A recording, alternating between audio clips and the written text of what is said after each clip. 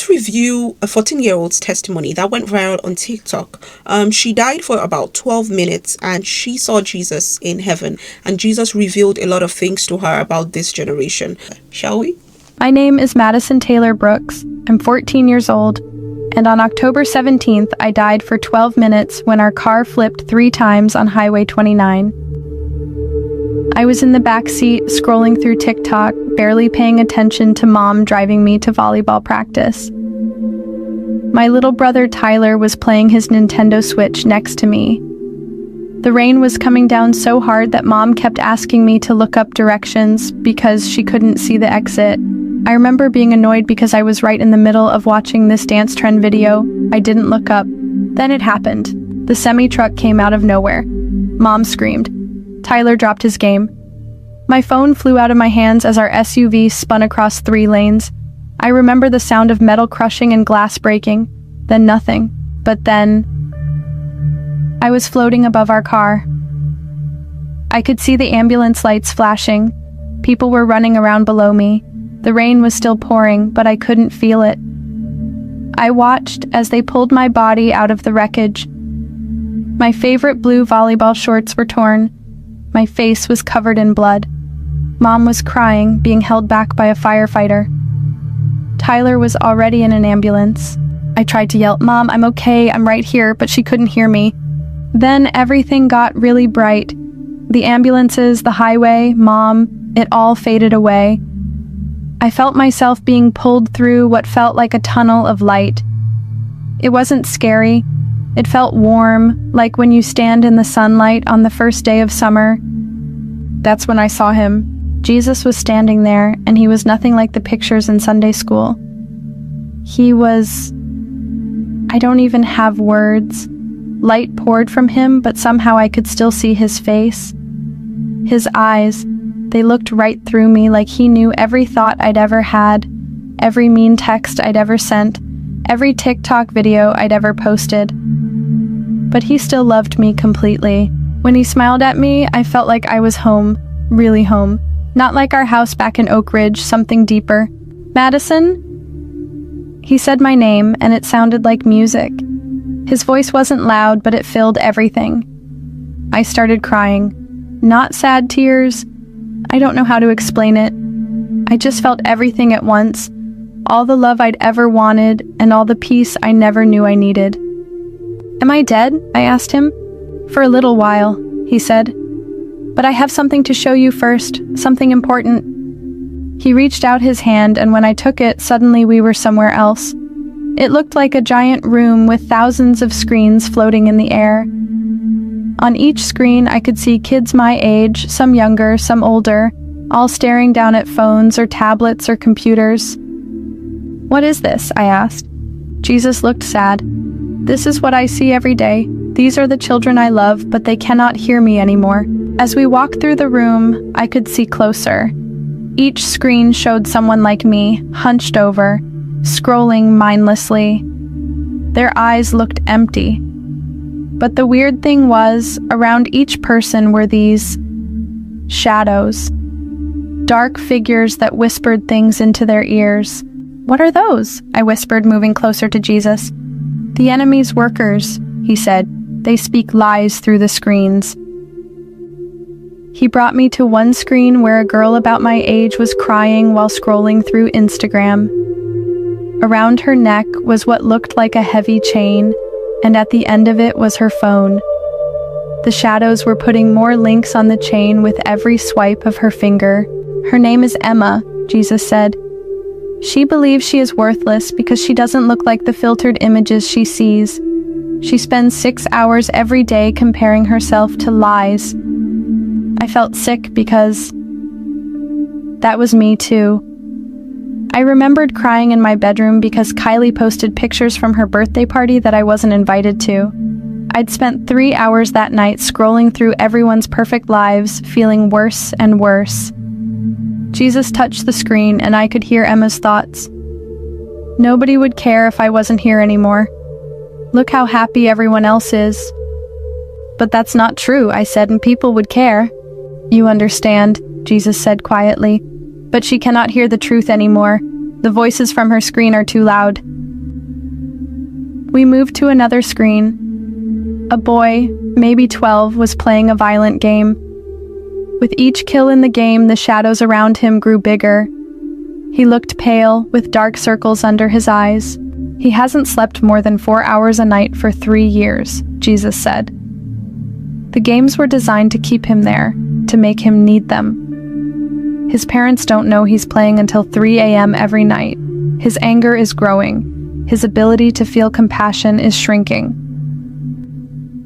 I thought about Tyler and how he'd thrown his controller at me last week when Mom made him turn off his game for dinner. Jesus showed me more screens. Kids sending cruel messages to classmates while laughing.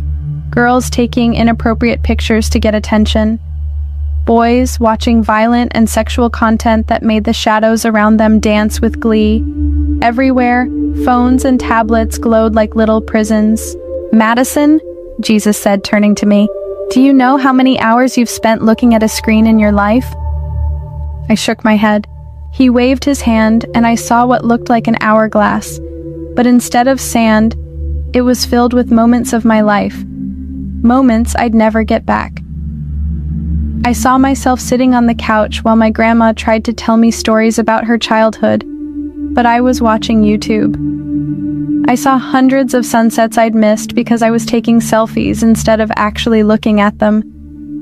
I saw myself ignoring my brother when he wanted to play because I couldn't pause my TikTok scrolling. 8,422 hours, Jesus said quietly. That's how much of your life was given to a screen. I did the math in my head. That was over a year of my life gone. But everyone does it, I whispered, feeling ashamed. Yes, Jesus said, and that's why I'm showing you this. The enemy has found a way into every home, every bedroom, every mind, without anyone noticing. Parents give their children these devices without understanding they're handing them poison in small, addictive doses. Then Jesus showed me something that broke my heart. He showed me hundreds of moments where he had tried to speak to me when I was alone in my room, or walking to school, or lying in bed at night. Times when his presence was there, when he wanted to comfort me or guide me. But every single time I'd reached for my phone instead. I'd chosen the noise over his voice. The greatest trick, Jesus said, was making everyone believe they're connected when they're actually more alone than ever. Tears were streaming down my face now. "I'm sorry," I said. "I didn't know." Jesus put his arm around me. "This is why you're seeing this, Madison, because others need to know." Then he showed me one more scene. It was our living room, but different. My family was playing a board game. No phones in sight. Everyone was laughing. Outside it was raining, just like the day of the accident. But inside, it was warm and bright. I could almost smell Mom's cookies baking. "This could have been tonight," Jesus said softly, "if the phones had been put away." My heart felt like it was breaking. I never realized how much I'd missed by staring at a screen. "Madison," Jesus said, "your time here isn't finished. You have an important message to share." "But I don't want to go back," I said, and I meant it. Being with him felt so good, so right. "I want to stay with you."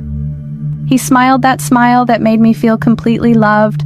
"I'm always with you, Madison, but your family needs you and others need to hear what you've seen." "Will they listen?" I asked. "Some will," he said, "and that's enough to start changing things." He touched my forehead and suddenly I felt myself being pulled back, away from his light, through the tunnel again, faster and faster. Then pain, so much pain, beeping machines, bright hospital lights, someone yelling, "She's back! We've got a pulse!" I gasped for air, my chest burning like I'd swallowed fire. My whole body hurt. I couldn't move my left leg. There was a tube down my throat. The doctors called it a miracle. They said my heart had stopped for 12 minutes. They said I should have brain damage, but all my tests came back normal. They couldn't explain it. Mom cried for 3 days straight. Dad, who had been away on a business trip, refused to leave my hospital room after he arrived. Tyler made me a card that said "Best sister ever," even though I'd been pretty mean to him lately. When they finally took the breathing tube out, the first thing I said was, "Where's my phone?" Mom looked surprised. "Honey, it was destroyed in the crash." And I started crying, not because I missed my phone, but because I was relieved it was gone. It took weeks before I could tell them everything I'd seen. At first, I was afraid they wouldn't believe me, but something had changed in me, and they could see it. The first night I was home from the hospital, I asked everyone to put their phones in a basket. Then I told them about Jesus, about the screens, about the shadows, about the moments we'd lost. I told them how the devices we think keep us connected are actually tearing us apart. Dad cried. I'd never seen him cry before. That was 6 months ago. Our house is different now. We have a phone box that all devices go into during family time. We started playing board games on Friday nights. Mom deleted most of her social media apps. Dad stopped bringing his laptop home from work. Tyler still plays games, but with a timer, and mostly ones we can play together. The hardest part was going back to school and telling my friends. Some of them thought I was weird now. Some stopped hanging out with me because I wouldn't spend lunch periods scrolling through TikTok anymore, but some listened. My best friend Zoe deleted Snapchat after I told her what I saw. She said she'd been feeling more anxious and sad lately, but couldn't figure out why. Now she's sleeping better. Her mom sent my mom a thank you text. I still struggle sometimes. Those apps are designed to pull you back in. Sometimes I borrow Mom's phone and find myself mindlessly scrolling before I even realize what I'm doing. The habit is strong, but now I can feel when it's happening, like Jesus opened my eyes to see the chains. If you're watching this, I want you to try something. Just for one day, put your phone away. Look at the people around you, really look at them. Listen when they talk.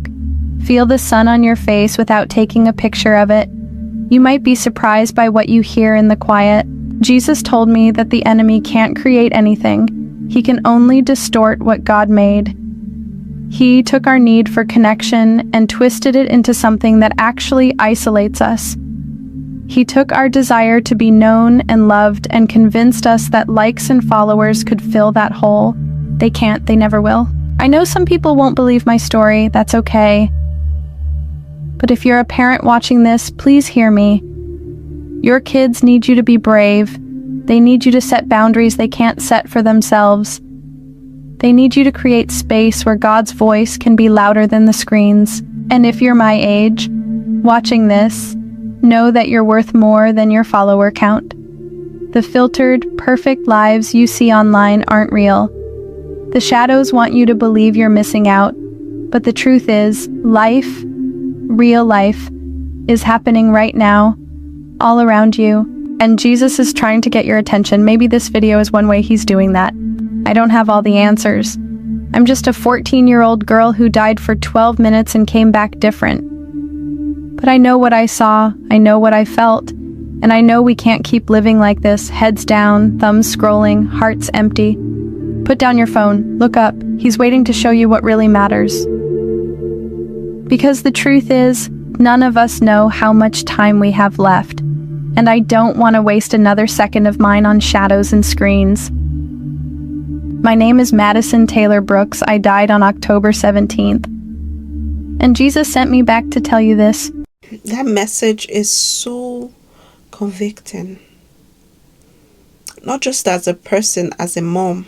Like, how many hours of my life have I actually spent scrolling?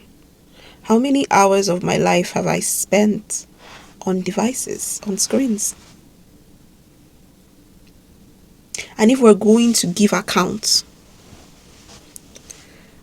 of which we are, if we're going to give account of everything that we've done, it's going to be a problem. How are we going to explain? And it also shows that the addiction pandemic is moving from crack, cocaine, weed, and all of those things, and now it's moving to screens. And the thing is, parents are now going to be the ones giving their children the drug, like the addiction drug. Because right now, Before your child is 5, we already buy them iPads. And I'm not exempted because my kids have iPads. And right now I'm trying to set boundaries and say during the week, no iPads, right? And I'm also trying to put in place like weekends, 2 hours. After listening to this, it just means I have to go back to the drawing board. But there's one thing I've noticed. Every time I take my kids' iPads or all the screens away, I find that they are more willing to connect with me. They're more willing to tell me stuff. They're more willing to ask questions. That was the first thing I noticed when I was like, okay, so this thing is actually good. I pray God helps us in Jesus' name. We'll give accounts. Parents will give accounts. Children will give accounts. But a lot of times, the people placed in the leadership position are the people that God will ask. When God came to the Garden of Eden, he called for Adam and he asked Adam, what is this that you have done? He never asked that question to Eve. The people that are in the position of authority are the people that God will ask. So for that child, for your children, God is going to ask you. I pray God helps us in Jesus' name. Don't forget to like, comment, and subscribe. And don't forget this week, limit the time you use on screens. Put those screens down when you're around family. Try to minimize it. God bless you and see you in the next video.